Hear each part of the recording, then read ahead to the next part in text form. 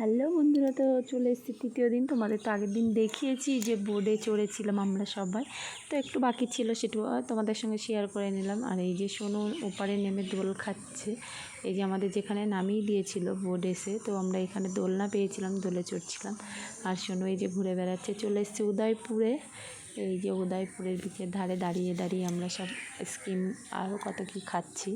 তারপরে ওখানে হলো না, তা কাঁকড়া খেতে চলে আসলাম। তো যে যার মতো কাঁকড়া রান্না করে দিয়েছে এই যে, তো যে যার মতো নিয়ে খাচ্ছে। আর সোনুর জন্য ছিল একটা চিপস, ও তো আর এই ঝাল খেতে পারবে না, তবুও চেষ্টা করছিল। এর এই যে চিপস আছে।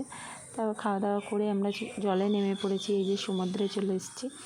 আমরা জলে নেমে পড়েছি, আমি আর সোনু একটু মানে খেলা করছিলাম। আমি আর সোনু একটু পোজ দিচ্ছিলাম, ছবি তুললাম, খেলা করলাম। কারণ ও বাচ্চা, ও তো আর একা একা সঙ্গ না দিলে আর ও কী করবে বলো। তাই ওর সঙ্গে একটু সঙ্গ দিচ্ছিলাম আমি। ও চলে যাচ্ছিলো, ওইদিকে অনেকগুলো লোক ছিল, তো ওদের মধ্যেখানে চলে যাচ্ছিলো।